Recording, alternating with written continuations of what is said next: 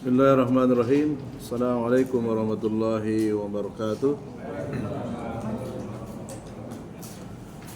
Alhamdulillahi tayyiban mubarakan fih kama yuhibbu rabbuna wa yarda. Ashhadu an la ilaha illallah wahdahu la syarikalah wa ashhadu anna Muhammadan abduhu wa rasuluhu. Amma ba'du.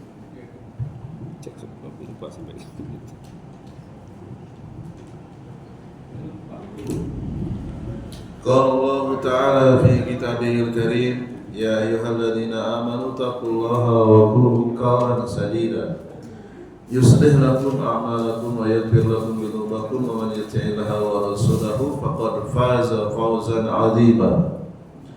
Wa qala Nabiyyu sallallahu alaihi wa ala alihi wa sallam, man yuridillahu bihi khairan yufaqihu fid din. Wa qala aydan innallaha yubghidu kulla 'alimin bid dunya jahilin bil akhirati. Jamaah salat maghrib Masjid Al-Mukhlisin rahimani wa rahimakumullah. Alhamdulillah kita bersua kembali dalam kajian rutin membahas pokok-pokok agama Islam yang diambil dari kitab Syarh Usuli Sunnati lil Imam Ahmad bin Hanbal. Salawat serta salam semoga tercurah limpahkan kepada Nabi besar Nabi Muhammad SAW, kepada keluarganya, segenap sahabatnya, dan umatnya yang senantiasa mencintai beliau hingga akhir zaman. Dan kita masih melanjutkan pembahasan tentang beriman bahwasanya Allah Subhanahu wa Ta'ala itu bisa dilihat di surga.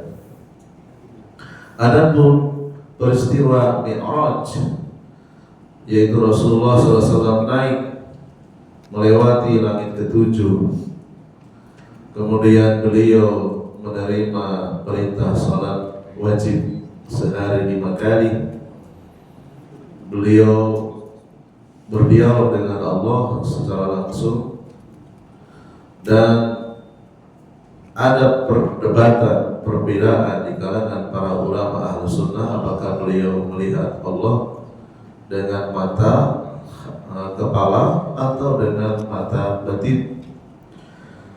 Qala al-mu'allifu Syekh Abdul Aziz Ar-Razihi, beliau menjelaskan, wa ajabu an istidlali man qala bir ru'yati bi aini ra'sihi bima yali. Para ulama membantah orang-orang yang menggunakan dalil bahwasanya Rasulullah melihat Allah di atas langit ketujuh, melihat dengan kepalanya. Maka dibantah oleh para ulama. Faqalu amma marwiya an Ibnu Abbas radhiyallahu anhu min annahu ra'ahu fayuhmalu ala ru'yatil fuadi bidalil riwayatil ukhra. Qala ra'ahu bi fuadihi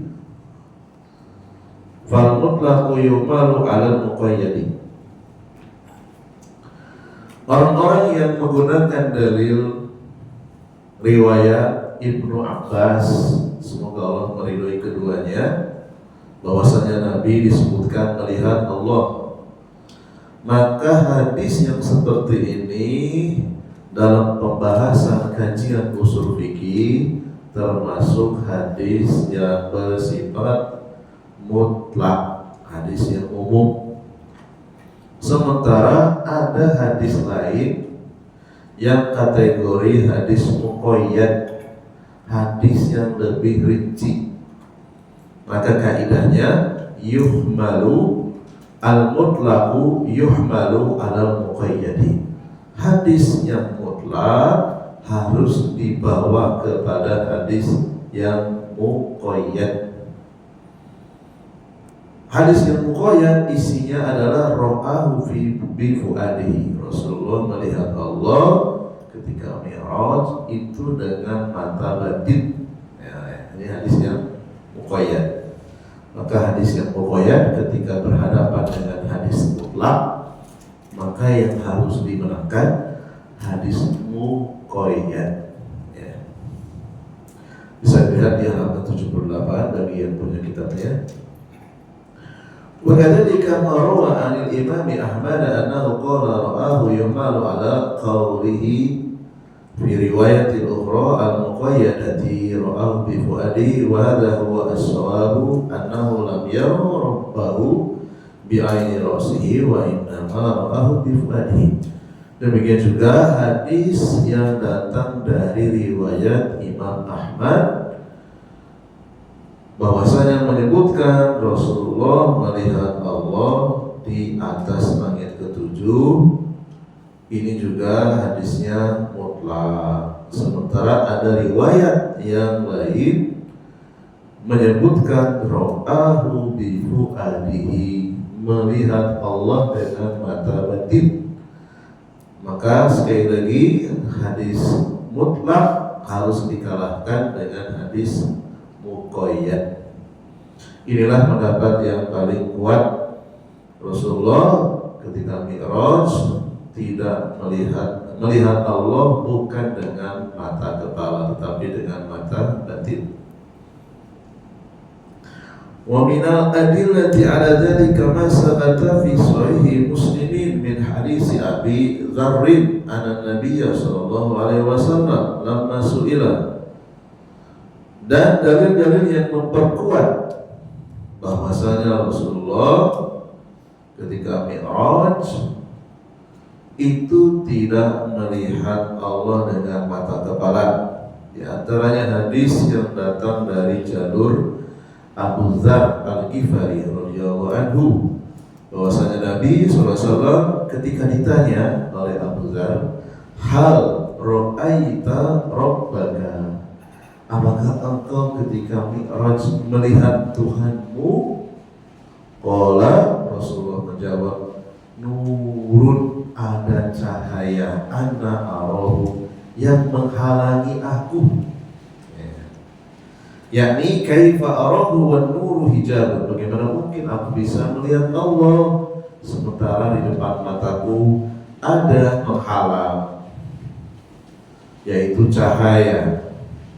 Yang namuni, yang menghalangi aku, min ru'yatihi, dari melihat Allah Subhanahu wa ta'ala. Maka ini sudah semakin memperjelas bahwasanya Nabi Muhammad SAW ketika Mi'raj itu tidak bisa melihat Allah dengan mata kepala, tetapi beliau hanya mendengar suara Allah berdialog secara langsung. Wa dalilu ar-rabi'u hadisu Abi Musa al-Ash'ari inda Muslimin aidan an Nabi sallallahu alaihi wasallam qala inna Allah la yanamu wa la yanbaghi lahu an yanama yakhfidu al-qista ma yaqifuhu yurfa'u ilaihi amalul laili qabla amalin nahari. Kemudian dalil berikutnya yang memperkuat bahwasanya Allah SWT tidak mampu dilihat oleh makhluknya selama makhluk tersebut masih di alam dunia. Hadis yang datang dari sahabat, dari jalur sahabat Abu Musa al-Ash'ari, dikeluarkan Imam Muslim, bahwasanya Nabi bersabda, sesungguhnya Allah la yanam, Allah itu tidak tidur, wala yang bagi lahu an yanama, dan seharusnya memang Allah tidak pernah tidur. Kalau tidur maka kacau alam selesai. Ya, sedetik saja Allah tidur, alam semestanya akan kacau. Ya fidul kisah, Allah mampu menurunkan timbangan amal, siap untuk ditimbang, turunkan dulu timbangannya. Wa yarfa'uhu, yurfa'u ilaihi amalul laili, Allah akan menerima laporan amalan al-laili yang dikerjakan di malam hari, yaitu setelah maghrib sampai sebelum subuh, diangkat, dilaporkan qabla amalin nahari, sebelum permulaan amalan siang hari. Berarti sebelum waktu subuh, sebelum salat subuh datang, amalan malam hari dilaporkan.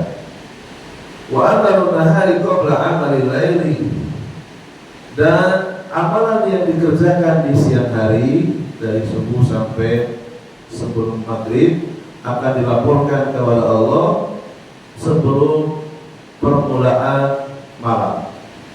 Hijabuhu, dan ada penghalang antara Allah dan makhluknya, an-nuru, yaitu cahaya. Wa fi riwayat Abi Bakrin, dan juga disebutkan dalam hadis dari jalur Abu Bakar As-Siddiq radhiyallahu anhu, law kasyafahu, seandainya Allah membuka penghalang antara dirinya dengan makhluk. Ini menunjukkan bahwasanya Allah dan makhluk tidak nempel. Memandang saja tidak bisa karena ada penghalang, apalagi nempel, mustahil. Hadis ini juga membantah satu kelompok pemikiran yang menyebutkan Allah bersatu dengan makhluk. Pemikiran siapa? Kelompok Wahdatul Wujud, kelompok Al-Ittihadiyah, yang didirikan oleh siapa? Ibnu Arabi. Ya. Kalau di Indonesia yang terkenal siapa? Syekh Siti Jenar, yang dipenggal kepalanya katanya, dihukum mati oleh para wali, yang punya pemikiran Allah bersatu dengan makhluk. Hadis ini menjadi bantahan. Jangankan nempel Allah dengan makhluk, kita melihat saja terhalang, ada penghalang apa? Cahaya. Lau kasyafahu, seandainya Allah membuka penghalang, la ahraqat subhatu wajhihi ma intaha ilaihi basaruhu min khalqihi. Seandainya cahaya yang menghalangi antara Allah dan makhluk dibuka, maka keagungan wajahnya Allah akan membakar seluruh ciptaannya, akan terbakar. Hadis ini dikeluarkan oleh Imam Muslim dalam nomor hadis 179. Maksudnya, Allah Ta'ala yahtajibu an khalqi bin-nuri, Allah sengaja menghalangi dirinya dengan makhluk, yaitu dengan cahaya. Lau kasyafa hadzal hijab, seandainya Allah membuka penghalang tersebut, la ahraqal khalqu kulluhu, seluruh makhluknya, la uhtira khalqu kulluhu, seluruh makhluknya akan terbakar,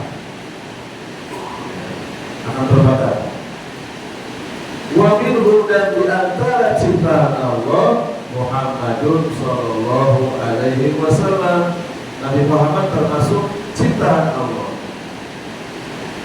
Alaysa huwa min khalqi, bukankah Nabi Muhammad adalah ciptaan Allah? Jawabannya benar.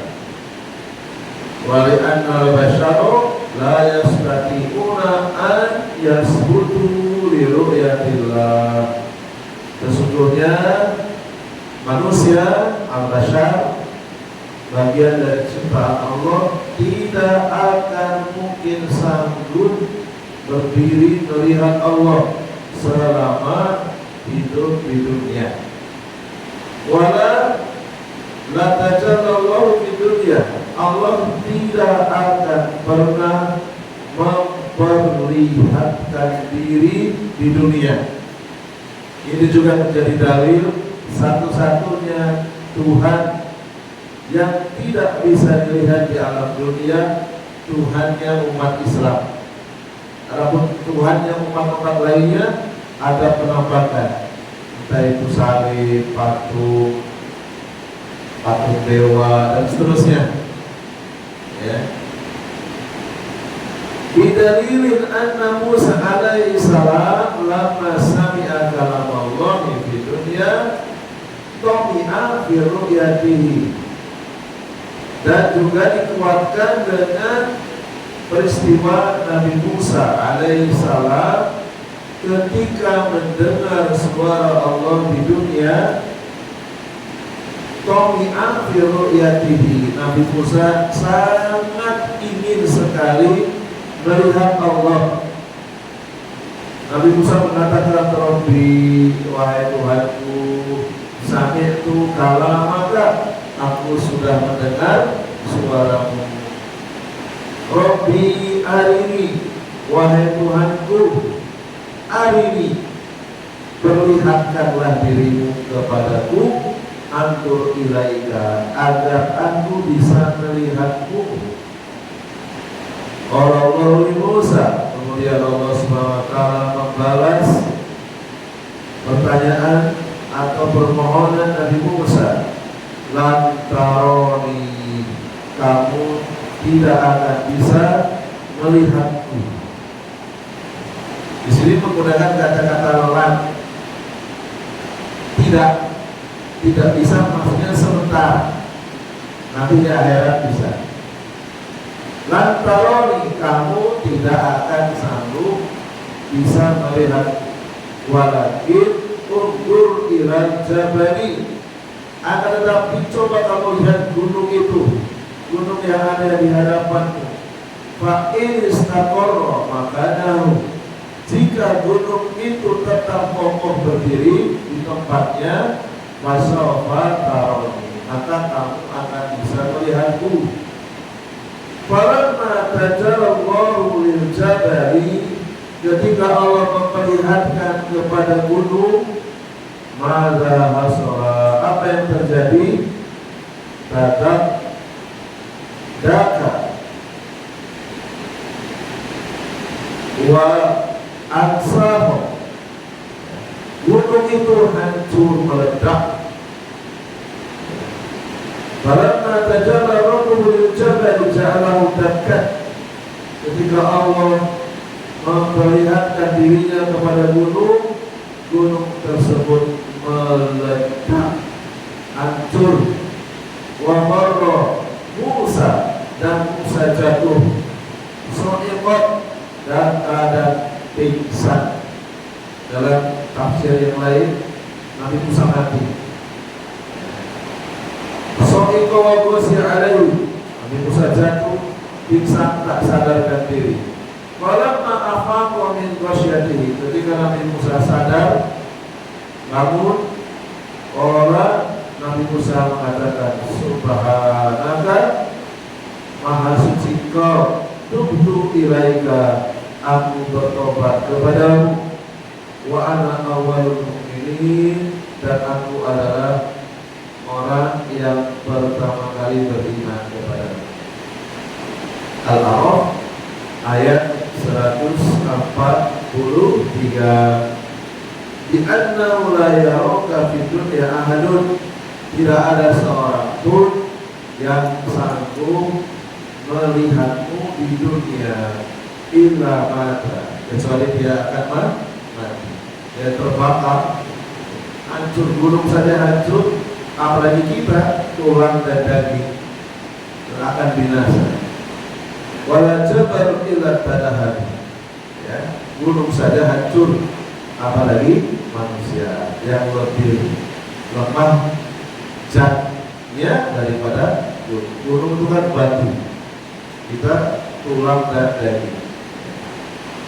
Fala yastati'u ahadun an yasbuta li ru'yatillahi fid dunya. Ya, kesimpulannya, tidak ada seorang manusia pun yang sanggup melihat Allah di dunia. Lakin fil yaumil qiyamati, akan tetapi di hari kiamat nanti, yunshi'ullahu nasa tansyi'atan qawiyatan, akan tetapi di hari kiamat nanti, setelah tiupan trompet kedua, Allah akan menghidupkan kembali manusia dengan keadaan yang kuat, diberikan mata dengan mata yang kuat. yasbutuna fi hali ru'yatillahi fayarahul mu'minuna. Orang-orang yang bertauhid nanti di surga dia sudah memiliki mata yang sanggup melihat Allah Subhanahu wa ta'ala. Jadi mata kita sekarang dengan mata kita nanti di surga beda. Ya, Allah alam, apakah sipit tetap sipit, apakah belum tetap belum, nggak tahu. Ya. Wali'anna ru'yatallahi na'imun. Sesungguhnya melihat Allah itu na'imun, nikmat yang sangat tinggi. Iddakharallahu li ahli jannati. Allah sengaja menundanya. Nikmat tersebut ditahan khusus untuk penduduk surga. Laisa li ahli dunia, bukan untuk penduduk dunia. Ya, karena itu nikmat yang paling nikmat. Bal afdalu na'imin, nikmat yang tertinggi. Yuqtahu ahlul jannati, yang akan diberikan kepada penduduk surga. Huwa ru'yatun bi rabbihim. Orang-orang yang bertauhid akan melihat Tuhan mereka. Fa idza kashafa al-hijaba wa ra'ahul mu'minun. Ketika Allah Subhanahu wa ta'ala nanti di surga membuka hijabnya, orang-orang yang bertauhid melihat Allah Subhanahu wa ta'ala, nasu ma hum fihi minan na'im. Para penduduk surga lupa semua dengan segala kenikmatan yang ada di surga. Karena kenikmatan melihat Allah mengalahkan segala kelezatan yang ada di surga. Lupa dengan bidadarinya, lupa dengan istrinya, lupa dengan kelezatan makanan dan minuman, lupa dengan keindahan surga. Dikalahkan dengan nikmatnya melihat Allah Subhanahu wa ta'ala. Min idhamatihi, karena besarnya nikmat memandang Allah Subhanahu wa ta'ala yang maha indah. Wa huwa ajiyatu allati qala, inilah balasan tambahan yang akan diberikan kepada penduduk surga. Allah SWT berfirman dalam surat Yunus ayat 26, lilladzina ahsanu, bagi orang-orang yang telah berbuat baik, al-husna, akan diberikan surga, wa ziyadatun, dan tambahan nikmat yang lebih besar, yaitu melihat Allah Subhanahu wa ta'ala.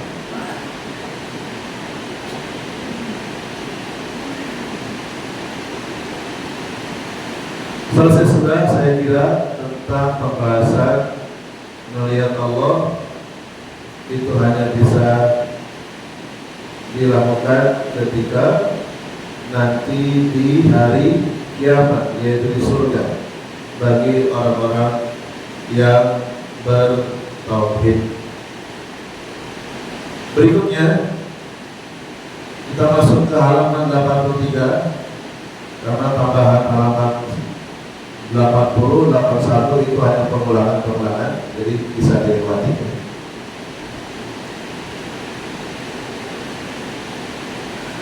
Al-imanu bil mizani yaumal qiyamati, halaman 83, beriman adanya mizan pada hari kiamat. Mizan yaitu timbangan. Wal imanu bil mizani yaumal qiyamati kama jaa yuzanul abdu yaumal qiyamati fala yazinu zanaha ba'udatin. Beriman kepada timbangan pada hari kiamat sesuai dengan dalil yang menyebutkan ada seorang manusia yang ditimbang pada hari kiamat, ya, beratnya tidak mampu mengalahkan beratnya sayap seekor nyamuk. Masih lebih berat sayap seekor nyamuk. Karena sedikitnya kebaikan dan banyaknya dosa. Dengan seekor nyamuk masih lebih berat seekor nyamuk. Wa tuzanu a'malul ibadi kama ja'a fil asari, akan ditimbang seluruh amalan seorang manusia sebagaimana disebutkan dalam hadis. Wal imanu bihi, wajib beriman. Wa tasdiqu bihi, wajib membenarkan. Wal i'radu, dan menjauhlah. Amman radda dzalika, kepada orang yang tidak percaya adanya timbangan. Wa taraka mujadalata, dan tinggalkanlah berdebat dengannya. Qala Syekh Abdul Aziz Ar-Razihi, fa ahlu sunnati, di paragraf kedua setelah garis, ahlu sunnah wal jamaah yu'minuna bil mizan, percaya adanya timbangan. Wa annahu mizanun hissiyun, timbangan itu nyata, konkret, bukan abstrak, ya, bisa dilihat oleh mata. Tujanu fihi a'mal ibad, yang akan menimbang seluruh amalan manusia. Lahu kifatani, al-kifatul wahidatu a'dhamu min atbaqi samawati wal ardi. Timbangan tersebut memiliki 2 daun timbangan. Satu daun timbangannya itu a'dhamu, lebih besar dari 7 lapis langit dan bumi timbangannya, ya. Wa lihada ja'a fil hadis, disebutkan dalam sebuah hadis, innas samawati sab'a wal ardina sab'a, sesungguhnya 7 langit dan 7 lapis bumi, law wudi'at, seandainya ditimbang, fi kifati, dalam satu daun timbangan, wa wudi'at, dan ditimbang, la ilaha illallah, kalimat tauhid la ilaha illallah, fi kifati, dalam daun timbangan yang lain, rojahat bihinna la ilaha illallah, maka kalimat la ilaha illallah akan jauh lebih berat dari daun timbangan yang isinya 7 lapis langit dan 7 lapis bumi. Hadis ini dikeluarkan Al-Imam Bukhari, nomor hadisnya 548, demikian juga Imam Ahmad dan para imam hadis yang lainnya, An-Nasa'i, kemudian Ibnu Hibban, Al-Baihaqi, dan seterusnya. Lakin malladhi yuzanu fi hadzal mizan, ada sebuah pertanyaan, yang ditimbang itu apanya? Apakah amalannya saja atau termasuk orangnya juga? Ya. Al-jawabu, jawabannya, tuzanul a'malu wa yuzanul ashqasu. Ternyata yang ditimbang amalan dan orangnya. Fatuzanul a'malu fatakunu al-hasanatu fi kifatin wa sayi'atu fi kifatin, ya, sehingga nanti terpisah, kebaikan akan masuk ke dalam daun timbangan, keburukan akan masuk ke dalam daun timbangan yang lain. Maman saqulat mawazinuhu najah, barang siapa yang timbangan kebaikannya jauh lebih berat, najah, dia akan selamat, wa sa'idah, dan dia akan bahagia. Wa man khaffa mizan hasanatihi, dan barang siapa timbangan kebaikannya lebih ringan, wa saqula mizan sayiati, dan timbangan amal keburukannya jauh lebih berat, halaka, dia akan binasa. Maknanya dia akan dibersihkan dulu, masuk ke neraka dulu untuk dibersihkan dosa-dosa. Al-adillatu ala isbatil mizani bil a'mali, beberapa dalil yang menyebutkan adanya timbangan yang akan menimbang amalan setiap manusia. Yang pertama, Al-Qari'ah 6 sampai ayat yang ke-11. Fa'amman saqulat mawazinu fahuwa fi syakiriyah. Kalau siapa yang timbangan amal kebaikannya jauh lebih berat, dia akan berada dalam kehidupan yang menyenangkan. Wa amman khaffat mawazinu, dan barang siapa yang amal kebaikannya jauh lebih ringan dari keburukannya, fa'umuhu, maka dia akan kembali hawiyah, ke neraka hawiyah. Wa ma adraka ma hiya narun hamiyah. Neraka hawiyah adalah neraka yang menyala-nyala. Dalil yang kedua, surat Al-A'raf ayat 8 sampai dengan 9. Wal waznu yawma idil haq, timbangan pada hari kiamat itu adalah suatu kebenaran. Maka saqulat mawazinu, barang siapa yang timbangan kebaikannya jauh lebih berat, fa'ulaika humul muflihun, maka termasuk orang yang beruntung. Wa man khaffat mawazinu fa'ulaika alladziina khasiru anfusahum, dan barang siapa yang timbangan kebaikannya jauh lebih ringan, mereka adalah orang-orang yang merugikan dirinya sendiri, dimakan di ayatina yadimu, karena dahulu mereka adalah orang yang mengingkari ayat-ayat kami. Dalil yang ketiga, Al-Mu'minun 101 sampai dengan 104. Fa'idha nufiho, ketika ditiup fisuri trompet, fala ansaba bainahum, maka tidak ada lagi hubungan darah di antara mereka. Yauma idin wala yatasaalun, dan tidak ada lagi yang saling bertanya, karena masing-masing sibuk dengan pertanggungjawabannya masing-masing. Dia tidak sempat seorang suami melihat istrinya, dan tidak sempat seorang istri mencari suaminya, tidak sempat seorang ayah mencari anaknya. Masing-masing sibuk akan mempertanggungjawabkan amalnya masing-masing. Amal saqulat mawazinu faulaika humul muflihun, wa man khaffat mawazinu faulaika alladziina khasiru anfusahum fi jahannam khalidun. Ya, siapa yang lebih ringan amal kebaikannya, maka mereka adalah orang-orang yang merugikan diri mereka sendiri, kekal dalam neraka. Ini khusus untuk orang-orang yang kafir dan musyrik, yang kekal di dalam neraka. Tanfahu wujuhahum an-nar, maka neraka akan membakar wajah-wajah mereka. Wa hum fiha kalihun, ya, mereka akan pecah, ya, wajah, bibir, dan seterusnya.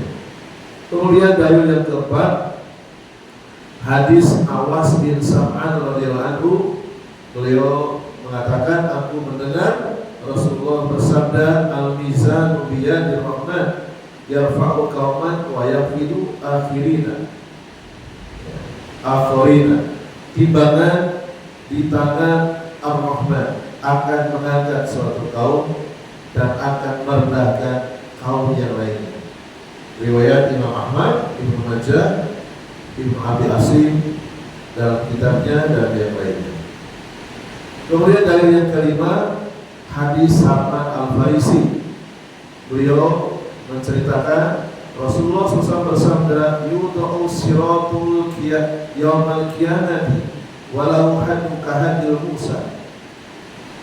Di hari kiamat nanti akan dibentangkan jembatan yang memiliki ketajaman seperti tajamnya pisau. Wa yudha'ul mizanu yawmal qiyamah, dan akan diletakkan timbangan pada hari kiamat. Kalau mujina fihi samawati wal ardu lawasi'at, seandainya 7 lapis langit dan bumi diletakkan dalam timbangan, maka langit dan bumi tersebut akan ringan, ya. Fataqulul malaikatu, para malaikat bertanya, ya Rabbi, liman yajinu hada? Ya Rabbi, wahai Tuhanku, siapa orang yang timbangannya bisa mengalahkan beratnya 7 langit dan bumi? Fayaqulullahu ta'ala, Allah menjawab, liman syi'tu min khalqi, bagi orang yang aku kehendaki. dari ciptaan. Fayaqulu subhanaka, para malaikat mengatakan subhanaka, maha suci Engkau, ma abadnaka haqqi ibadah, haqqa ibadati, maha suci Engkau, ya, apa yang kami sembah Engkaulah sebenar-benarnya yang kami sembah.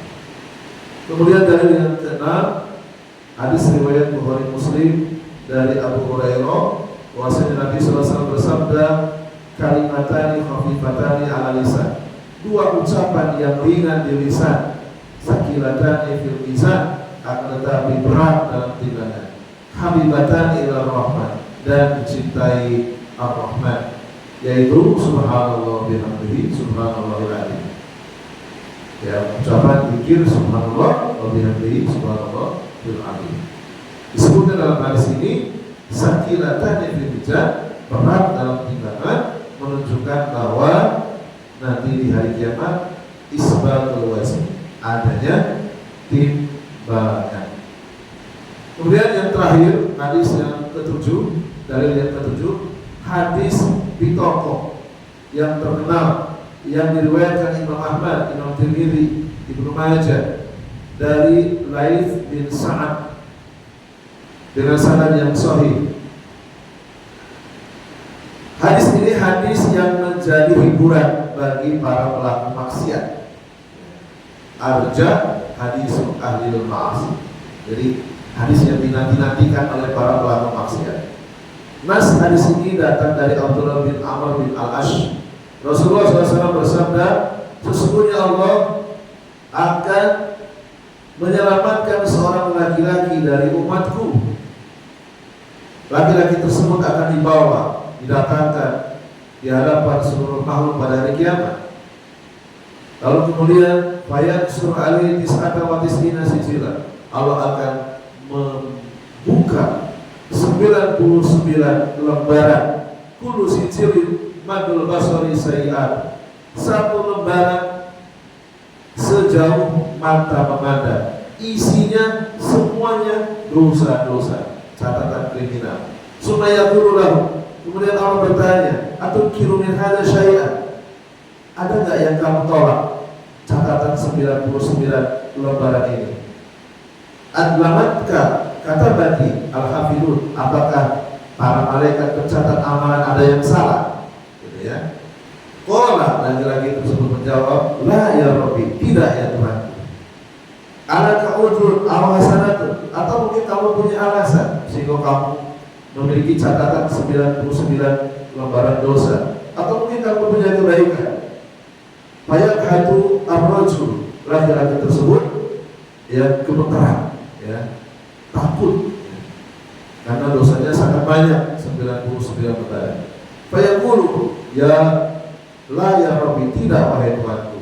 Fayaqul, kemudian Allah mengatakan, bala, sebenarnya inna laka inna hasanah, sesungguhnya kamu masih punya satu kebaikan, hasanatan wahidatan, la dzulma yauma alaika, kamu tidak dirugikan hari ini.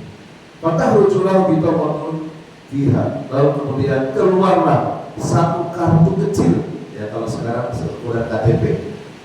Keluar kartu yang dimiliki laki-laki tersebut, isinya ada tulisan asyhadu alla ilaha illallah wa anna muhammadan abduhu wa rasuluh. Fayaqul ahbiruhu, lalu kemudian dia mengatakan, tunjukkan kepadanya, perlihatkan kepadanya kartu yang dimiliki laki-laki tersebut. Lalu laki-laki tersebut mengatakan, ya Rabbi, wahai Tuhanku, mahadal bitaqah, ini kartu apa? Ma'ahadi sijilah, ya, di samping 99 lembaran dosa ada satu kartu kecil. Fatu do'u sijilatu fi kifatin fatoshat sijilatu wasakurat al-bitaqah, ditimbang 99 dosa yang panjangnya sejauh mata memandang, dan ditimbang kartu kecil di dalam timbangan yang lain. Ternyata kartu kecil tersebut mengalahkan beratnya 99 lembaran dosa. Wala yaskuru syai'un bismillahirrahmanirrahim, bahkan kartu kecil tadi tidak bisa dikalahkan dengan kalimat bismillahirrahmanirrahim, yaitu dua kalimat syahadat, ya. Falamma saqulat bitaqatu najah. Ketika kartu yang dimiliki laki-laki tersebut lebih berat, najah, maka dia pun selamat. Ya. Berdasarkan firman Allah Subhanahu wa taala, "Faman saqulat mawazinu fa ulaika humul muflihun." Barang siapa yang timbangan kebaikannya jauh lebih berat, maka dia termasuk orang-orang yang beruntung. Demikian apa yang bisa dibacakan. Insyaallah taala kita sambung di pekan yang akan datang. Subhanallah wa bihamdika, asyhadu an la ilaha illa anta, astaghfiruka wa atubu ilaik.